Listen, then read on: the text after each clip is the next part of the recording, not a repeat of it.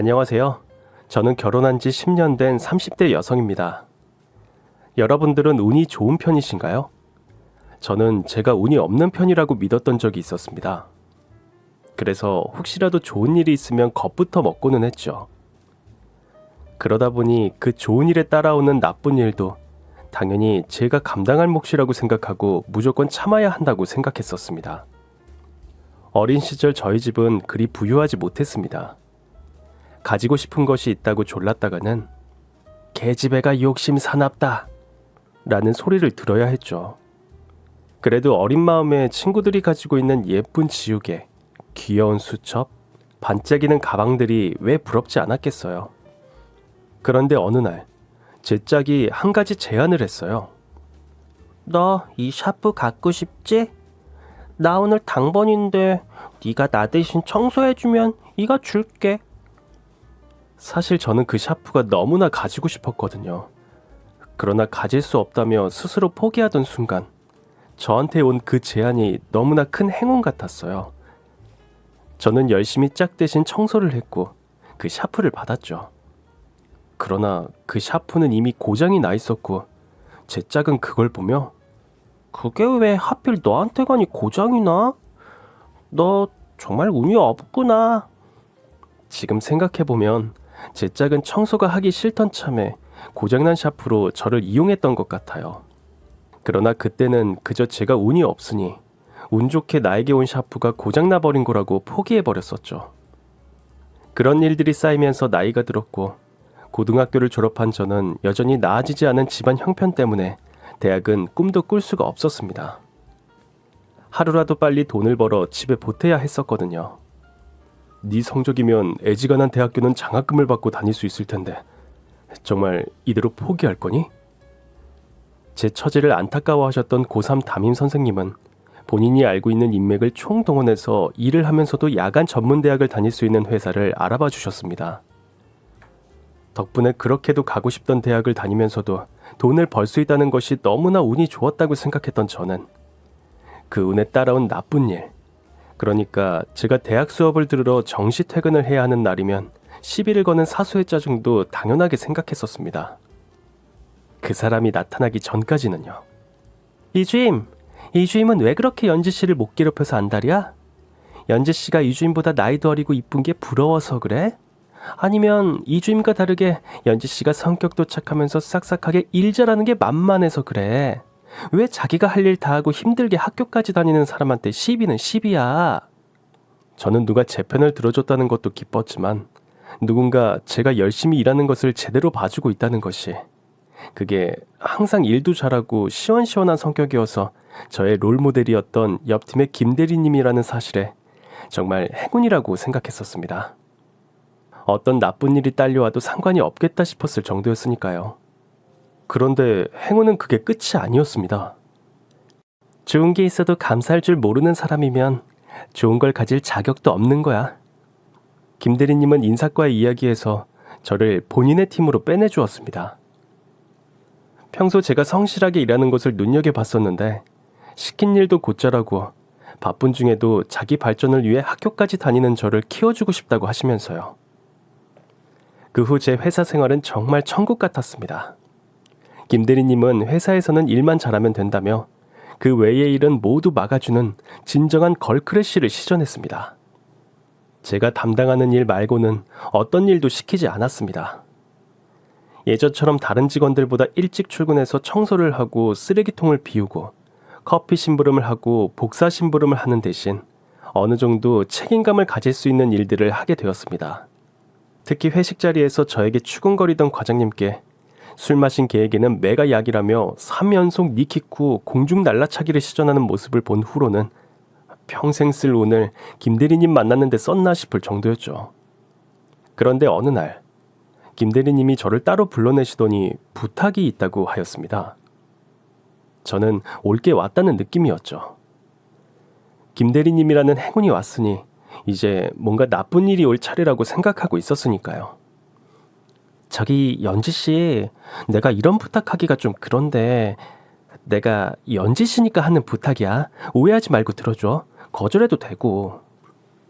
그날 김대리님이 한 부탁은 어떤 소개팅 자리에 나가서 남자를 만나달라는 것이었습니다. 나도 이런 남자 연지 씨한테 말하는 거 좀 미안한데 내가 오죽하면 이러겠어. 그냥 평생 공부만 한 꽉 막힌 모태솔로야. 연애란 걸 해본 적이 없으니 여자를 얼마나 답답하게 할지 뻔히 보이고 이제 겨우 밥벌이 시작했는데 그것도 비정규직이라서 한동안은 연지 씨보다도 더 못 볼 거야. 거기다 착해 빠져서는 남의 부탁 거절도 못하고 아휴 이렇게 이야기하고 보니 더 한심하네. 미안해 연지 씨. 못 들은 걸로 해. 김 대리님의 부탁인데 까지 소개팅에 어떤 진상남이 나와도 웃으면서 만나줄 용의가 있었습니다. 그래서 잘하고 올 테니 걱정하지 말라고 김 대리님을 안심시키고 소개팅에 나갔습니다. 그런데 이게 웬일입니까? 소개팅 장소에 나온 남자는 평소라면 제가 쳐다도 볼 수 없는 좋은 조건을 모두 갖춘 남자였습니다. 훤칠한 키에 잘생긴 외모는 물론이고 서울에서 알아주는 명문대에 대학도 아니고 박사 과정까지 끝낸 초엘리트였습니다. 비정규직이란 일도 아직 전임 교수가 되지 않은 시간 강사를 다니는 터라 그렇게 말했던 거였더라고요.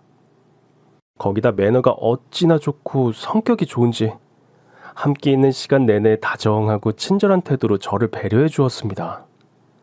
정말 이런 남자가 현실에 있다니 하고 놀라울 정도로 모든 것을 갖춘 남자였습니다. 김 대리님, 아무래도 중간에 말이 잘못 전달된 것 같아요. 소개팅 나오신 분이 너무 괜찮으신 분이에요. 저한테 너무 과분한 분이신데 어쩌죠? 어머, 그래? 진짜? 연지 씨 마음에 들어? 그럼 더 만나볼 마음이 있어? 진짜? 대리님은 저의 반응에 이상할 정도로 기뻐했죠. 그래서 결국 처음부터 제일 불안했던 질문을 던졌습니다. 그런데 대리님, 그렇게 괜찮은 분을 왜 저한테 소개를 시켜주셨어요? 대리님이 만나시는 게 더 좋지 않으시겠어요? 저보다는 대리님이 그분하고 조건도 더 맞으실 것 같고요. 그런 제 말을 들은 대리님은 일주일은 썩힌 생선을 입에 넣은 것 같은 표정으로 저를 보시며 말하셨죠. 내가? 연지 씨, 어떻게 그런 끔찍한 말을... 그건 범죄잖아. 범죄요? 저는 오히려 대리님의 말에 놀라고 말았습니다. 남자를 만난다고 그게 범죄라뇨. 아, 내가 말 안 했었나? 연지 씨 소개팅한 남자 우리 오빠야. 호정 메이트. 착하고 성실한 연지 씨에게는 한없이 부족한 남자지만 그래도 연지 씨는 착하니까 혹시 받아줄지 몰라서 내가 양심 없이 소개해줬어. 늦었지만 미안. 그렇습니다. 대리님은 저에게 자신의 하나뿐인 오빠를 소개시켜 주신 거였어요. 안 그래도 항상 고맙기만 한 대리님이었는데 이제는 일생을 함께할 좋은 남편까지 소개해 준 거였죠. 그 다음은 말 그대로 일사천리였습니다. 저와 대리님이 잘 맞았던 것처럼 대리님의 오빠와 저도 잘 맞았습니다. 좋아하는 책, 좋아하는 영화, 좋아하는 음식, 좋아하는 여행 장소. 어떤 데이트도 즐거웠고 어떤 만남도 행복했습니다. 그리고 첫 만남 100일 후 대리님의 오빠였고 지금은 내 남편이 된 그 사람은 저에게 청혼을 했습니다. 이렇게 행복해도 되는 걸까? 나에게 이런 행운이? 불안한 마음이 들 정도로 완벽하기만 한 일들의 연속이었습니다. 저희 집에 인사하러 온 남편을 본 부모님은 말 그대로 남편의 머리끝부터 발끝까지 모든 것을 다 마음에 들어 했습니다. 모든 조건을 갖추고 있으면서 겸손하게까지 한 성격까지 사실 반대할 이유가 없었죠. 그러나 제가 인사를 가서는 그 반대의 상황이 벌어졌습니다. 저의 학벌, 직업, 생긴 것, 옷차림, 헤어스타일, 앉는 자세, 말하는 버릇, 그리고 젓가락을 잡는 모습까지 모든 것을 인상을 쓰며 바라보셨습니다. 그동안 공부만 한다고 속 한 번 안 썩이더니 네가 이렇게 뒤통수를 칠 줄은 몰랐다. 이제 교수도 됐으니 내가 어련히 알아서 좋은 여자 소개시켜 줄 텐데 그걸 못 참고 어디서 저렇게 모자란 애를 결혼한다고 데리고 온 거니? 네가 공부만 해서 여자를 몰라서 그래. 저렇게 얼굴만 살짝 반반한 애는 금방 질려. 저런 애랑은 연애만 하고 결혼은 더 좋은 집안 여자랑 하는 거야. 너는 교수야.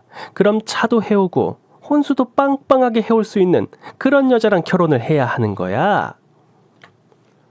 어쩔 수 없는 일이라고 생각했습니다. 오히려 올 것이 왔다고 생각이 들었거든요. 이렇게 완벽한 남편을 얻으려면, 거기다 화끈한 시누이까지 생기는 거라면 이 정도 상황쯤은 아무것도 아니라고 여겨지더라고요. 그러나 그것은 시작이었습니다. 너 우리 아들 박사인 거 알지? 내가 얼마나 힘들게 뒷바라지했는지 너 상상도 못한다. 너 아무나 아들 박사 만들 수 있는 줄 알아? 그럼요, 어머님. 내가 생각 같아서는 네 얼굴에 물이라도 뿌리고 돈 봉투라도 던지면서 꺼지라고 하고 싶은데 박사 엄마 체면에 그럴 수는 없고 정말 이를 악물고 참는 거야. 그러니까 너 나한테 항상 감사하고 항상 숙이고 항상 찌그러져 있어야 하는 거야. 도대체 어떻게 이런 엄마 밑에서 그런 아들과 그런 딸이 나왔는지 신기할 정도로 거친 시어머님이셨어요. 그러나 시어머님이 그런 말씀을 하실 때면 대리님은 거기서도 멋지게 제 편을 들어주셨습니다. 이 엄마가 지금 뭐라는 거예요? 돈 봉투? 물을 뿌려? 아니, 박사를 엄마가 만들었어요? 오빠가 빡세게 공부해서 된 거지. 내가 지금 예비 새언니 앞이라고 얌전히 있으니까 가만히로 보이나 봐요.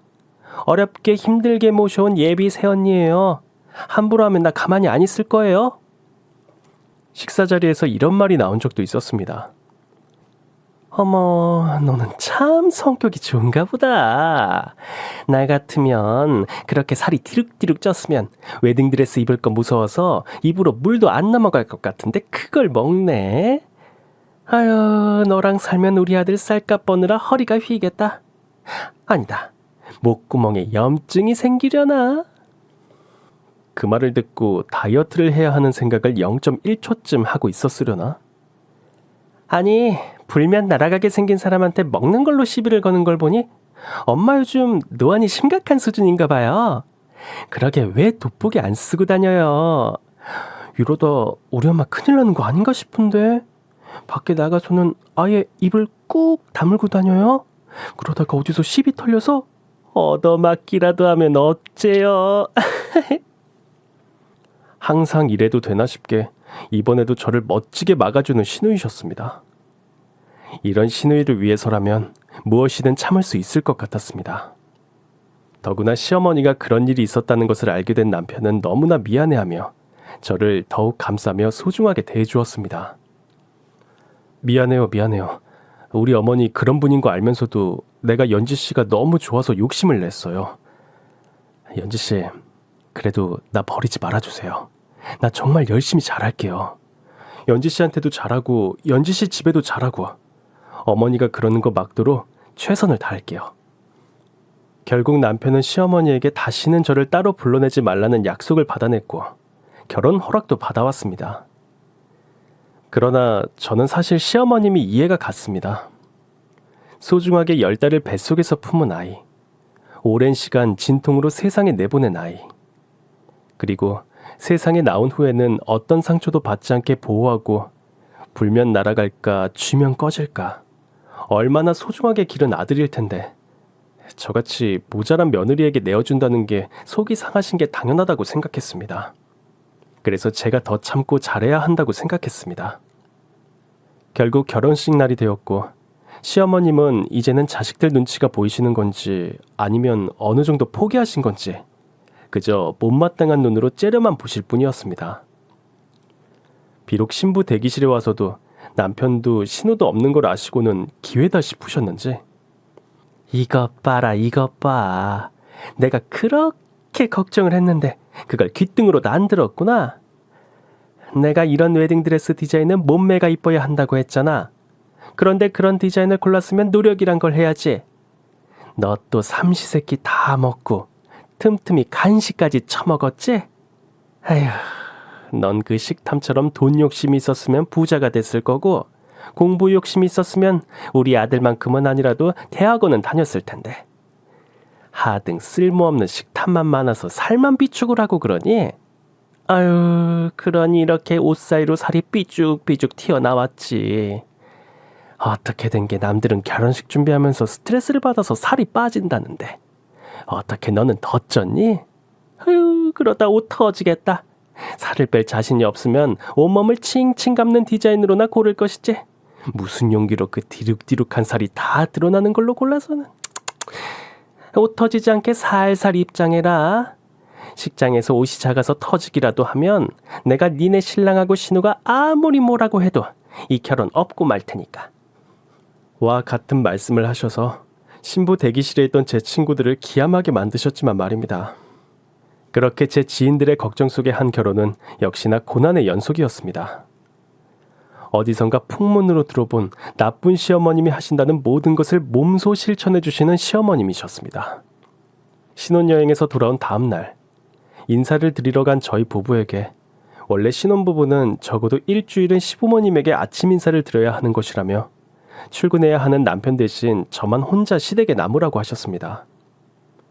신우와 남편은 말렸지만 저는 제가 노력해서 시어머님의 인정을 받을 수 있다면 못할 것이 없다고 생각했습니다. 그렇게 남편 없이 처음 시댁에서 일어난 아침. 제대로 된 식사를 준비하라고 하면서 새벽부터 일어나야 할 것은 예상하고 있었지만 시댁의 모든 그릇이 다 꺼내져 있을 줄은 예상하지 못했습니다.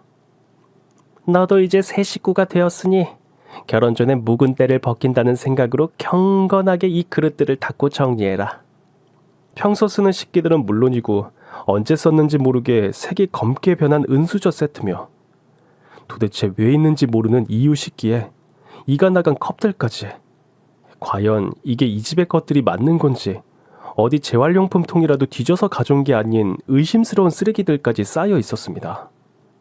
그래도 시집온 처음 시킨 일이니 잘하고 싶은 마음에 한참을 닦고 있는데 식사 준비를 돕기 위해 나오던 신우가 그 모습을 보고 말았습니다. 아니 이게 다 뭐예요? 버릴 거 정리하세요? 왜 아침부터 쓰레기는 정리하고 그래요? 나중에 나랑 같이 해요. 아니요. 어머님이 닦아놓으라고 하셔서요.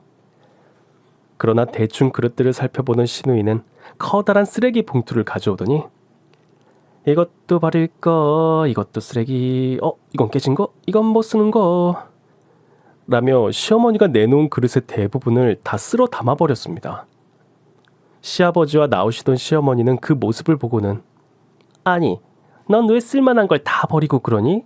다 그게 추억이고 우리 집의 역사야. 라며 난리를 치셨지만 신우이는 눈 한 번 깜빡하지 않고 그 역사 알고 있는 사람이 정리하면 되지 왜 새로운 역사를 만들러 온 며느리한테 정리를 시키는데요. 헉! 엄마, 슬슬 치매인 거예요? 쓰레기 잔뜩 모으고 못 버리게 하는 것도 치매 증상 중에 하나라고 하던데. 아유, 지금 밥이 문제가 아니네. 얼른 병원에 가봐요. 라고 대꾸했습니다. 그러자 시어머니는 치매? 아니 이게 또 왜 아침부터 사람 속을 뒤집어.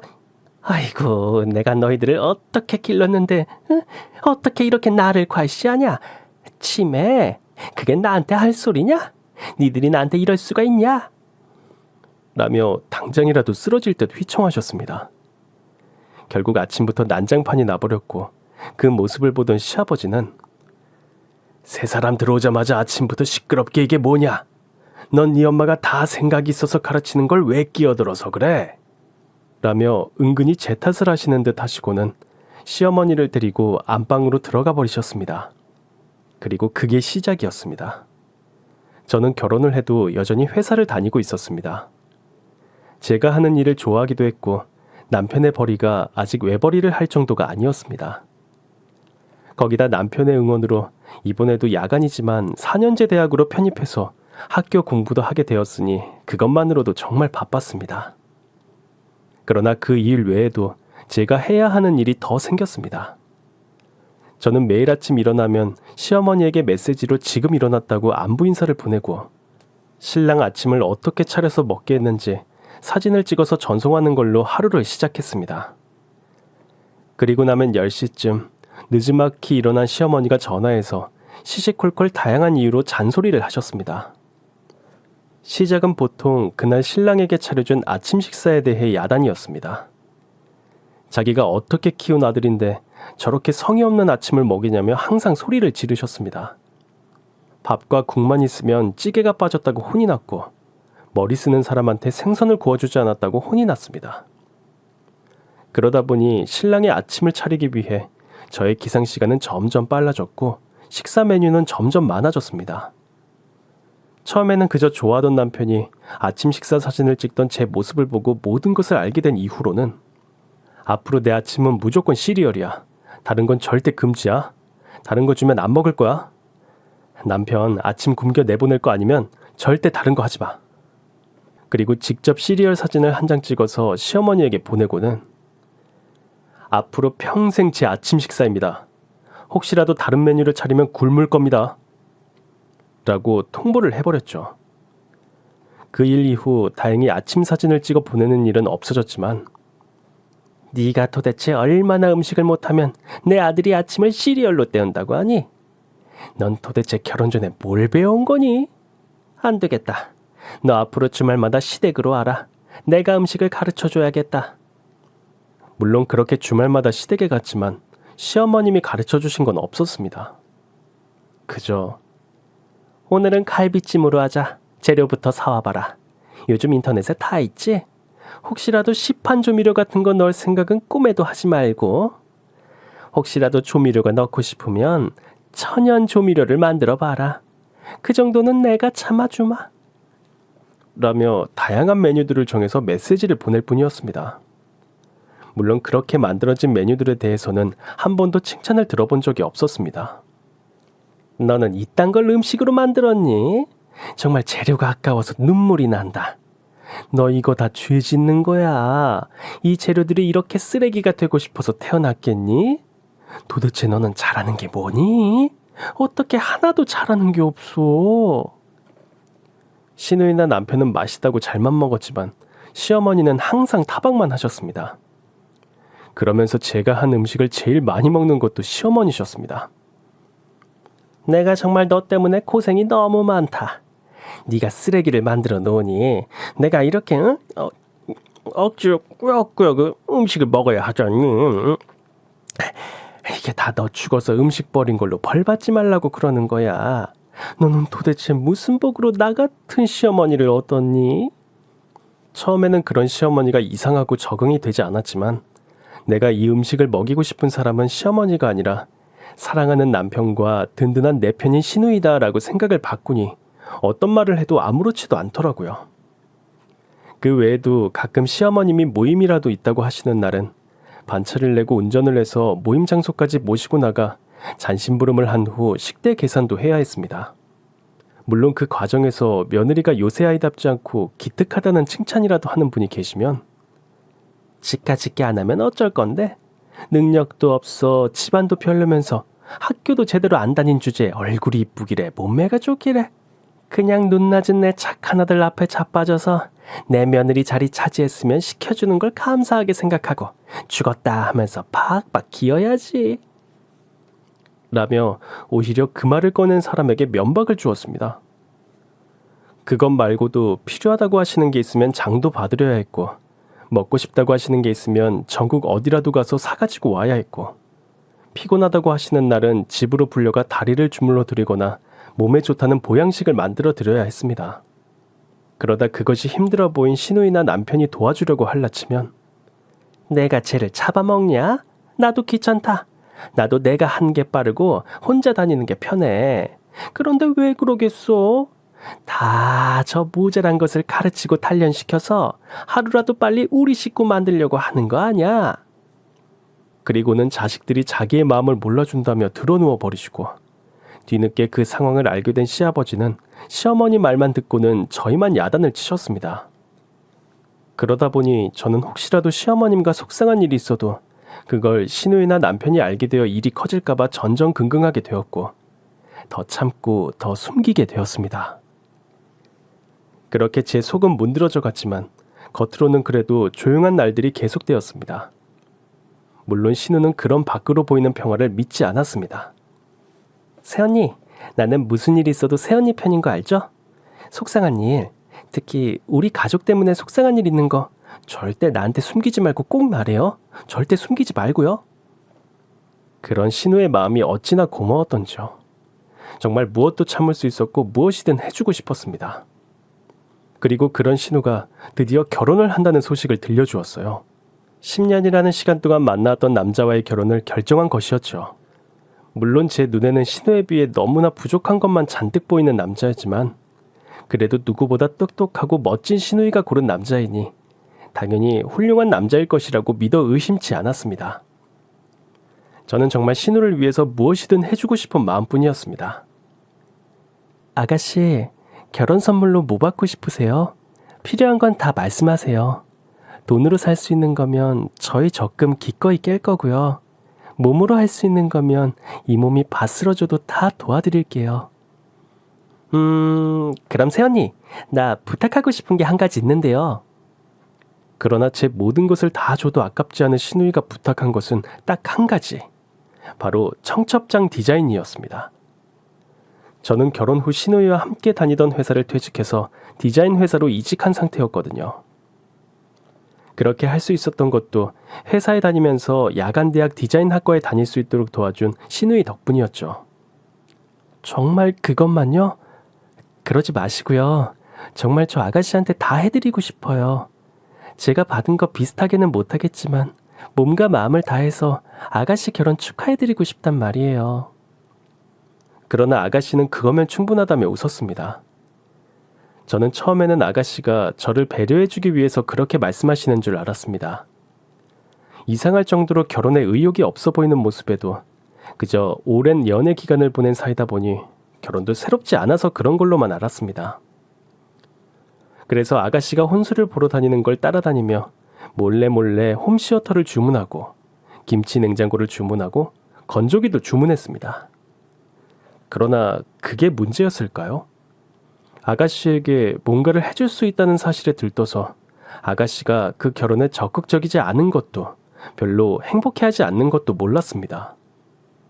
그때 더 열심히 물어보고 관심을 가졌어야 했는데 지금 생각하면 얼마나 눈치가 없었는지 모르겠어요. 그리고 저는 정말 제가 할 수 있는 최선을 다해 노력해서 멋진 청첩장을 만들려고 했습니다. 평소 알고 있던 신우이의 취향을 고려하는 것은 물론이고 가장 좋은 컬러, 가장 좋은 폰트, 가장 좋은 그림체, 종이 재질은 물론이고 가장 비싸고 좋다는 것들을 다 집어넣어서 말이죠. 이렇게도 저렇게도 해주고 싶은 마음에 이것저것 다 만들다 보니 샘플만 10가지가 나왔고 그것들을 가지고 시댁에 갔습니다. 세상에, 어쩜 이렇게 다 이뻐요. 이것도 이쁘고 이것도 멋지고 어떤 걸 골라야 할지 모르겠네요. 세상에. 다행히 제가 만들어간 샘플들을 모두 마음에 들어하는 신우를 보며 조금은 뿌듯해하고 있는데 노크도 없이 신우방에 들어온 시어머니는 샘플들을 보며 인상부터 썼습니다. 아니, 니들은 도대체 이딴 걸 청첩장이라고 돌리려는 거니? 평소 옷 입는 걸 보면 센스라고는 없는 걸 알고는 있었지만 그래도 디자인 회사에서 일한다고 하니 혹시나 했는데 역시나구나. 아이고, 색깔도 촌스럽고 싸구려 같은 게 이런 걸 돌렸다가는 집안 망신당하기 딱이다. 당장 다 찢어버려. 시속 100km로 달리는 자동차에서 지나가면서 봐도 멋지게 잘 만들어졌구만. 왜 또 시비신 건데요? 하루라도 남을 안 씹으면 입안에 가시가 돋죠? 괜히 심심해서 끼어 드셨으면 대강하고 빠져주시죠. 이번에도 신우이는 시어머니의 말을 가뿐히 무시해줬지만 아주 둘이 쿵짝이 잘 맞는구나. 이래서 니들이 안 되는 거야. 결혼식이 니들 행사 같지? 어림도 없다. 결혼은 집안과 집안의 결합이라고 했잖아. 내가 네 오빠 때 수준에 안 맞는 집하고 결혼하면서 창피당한 거 이번에는 다 만회해야 할 거 아냐? 그런데 네 결혼식에서는 청첩장 때문에 또 창피를 당하라고? 나는 그렇게는 못한다. 이런 청첩장 보내는 꼴을 내가 볼 것 같아? 결국 그날 제가 만들어 온 청첩장 때문에 시어머니와 시누이가 전쟁 같은 싸움을 했고 저는 두 사람을 말리다 지쳐 결국 시어머니 취향에 맞는 청첩장으로 다시 만들겠다고 했습니다. 물론 시어머니 모르게 시누이와 관련된 분들에게는 시누이가 고른 청첩장을 돌리기로 하고 말이죠. 그런데 시어머님의 의견을 수렴해서 만든 청첩장은 만들면 만들수록 점점 기괴한 모양으로 변해갔습니다. 좀 전통적인 문양을 넣으라고. 왜 그런 거 있잖니. 우아하면서도 귀티나고 푸틴하면서도 엘레강스하고 판타스틱하면서도 블링블링한 그런 거 말이다. 아, 그리고 이건 색이 왜 이리 흐릿해? 너 잉크 아끼니? 좀 더 빨간색 없어? 아휴, 이건 너무 화려한 빨강이잖아. 어두운 빨강 있잖아. 검은색 섞인 거. 3번쯤은 접혀야지. 그래야 받은 사람들이 펴볼 때 아, 이 청첩장은 정성을 들였다고 할 거 아니야. 아니, 청첩장에 구슬은 왜 못 달아? 더 화려한 거 없어? 레이스도 달아라. 아, 역시 반짝이도 필요하겠다. 그렇게 며칠을 시달려 완성한 결과물은 시어머니가 청첩장 하나로 결혼식을 망하게 하려는 음모를 가진 것이 아닌가 하는 의문이 들 정도로 처참하고 엉망이었죠. 어머님이 만든 청첩장 샘플을 받아본 인쇄소 사장님은 웃다가 바닥으로 쓰러지셨고, 남편과 시누이 그리고 제 절친들은 우울할 때 봐도 되냐며 몇 장씩이나 챙겨갔으니까요. 그리고 대망의 시누이 결혼식.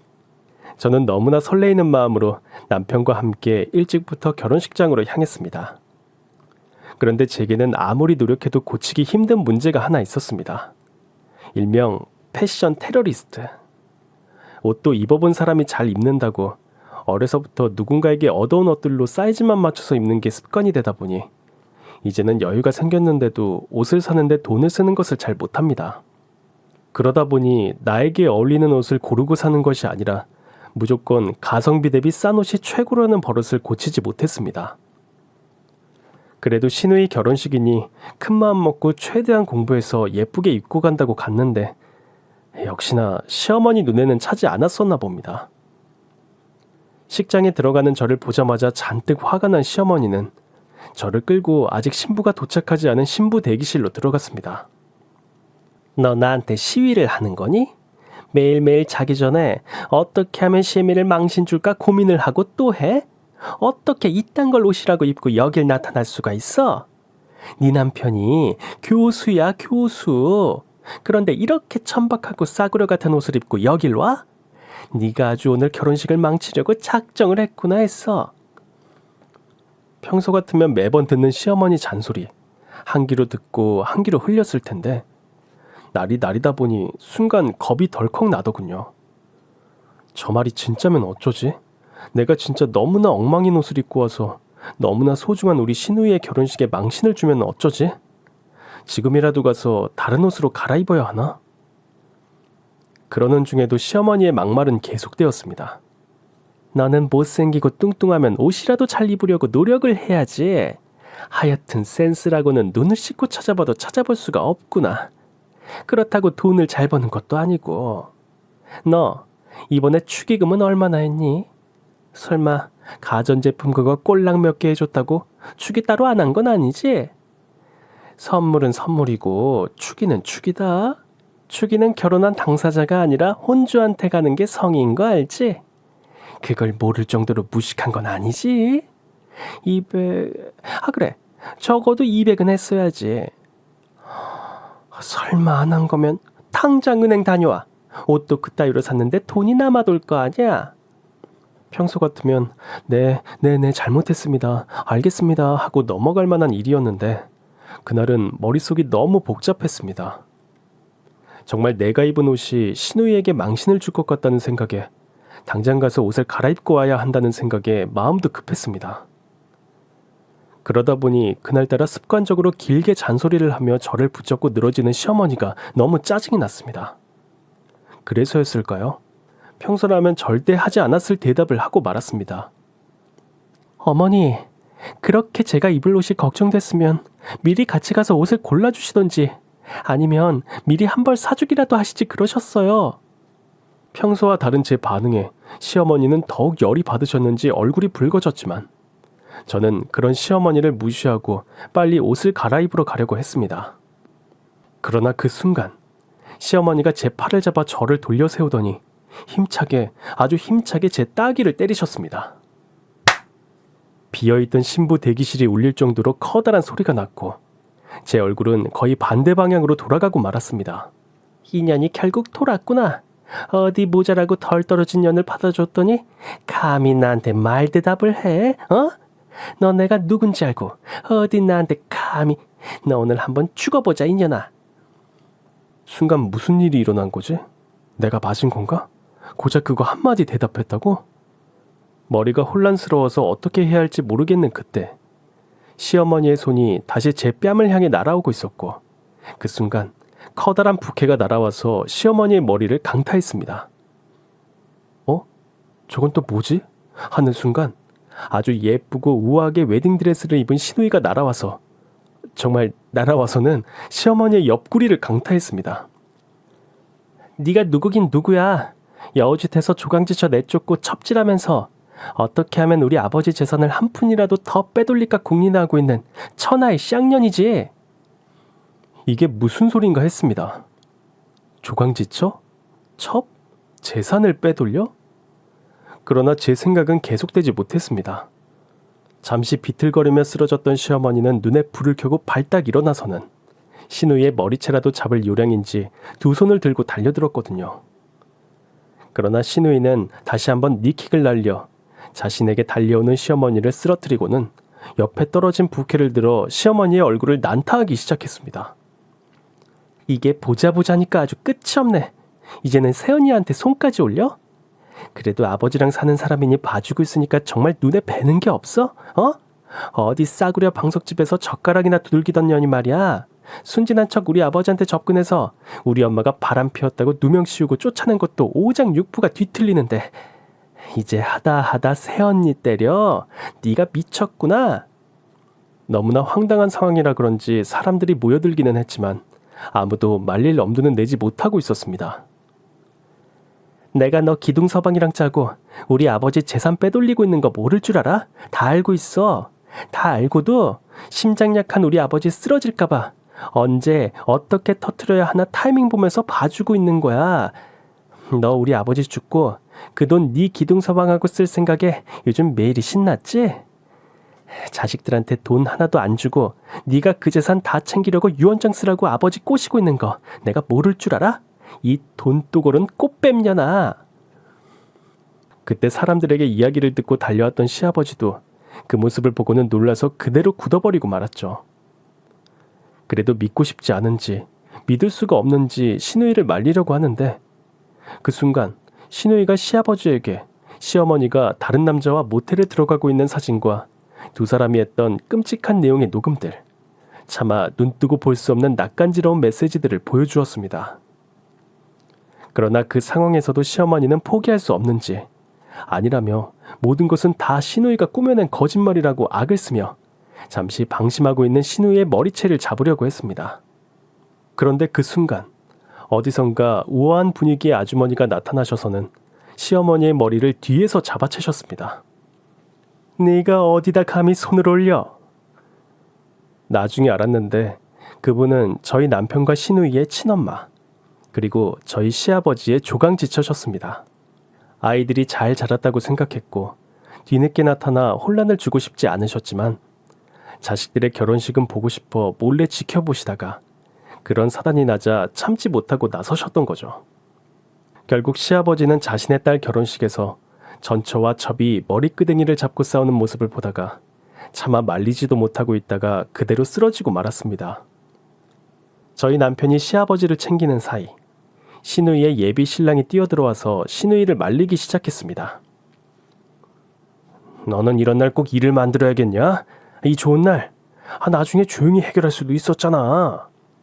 그리고 그 순간 시누이는 시어머니에게 날렸던 니킥과는 차원이 다른 높이와 강도의 니킥을 오늘 결혼할 뻔한 예비 신랑에게 날렸습니다.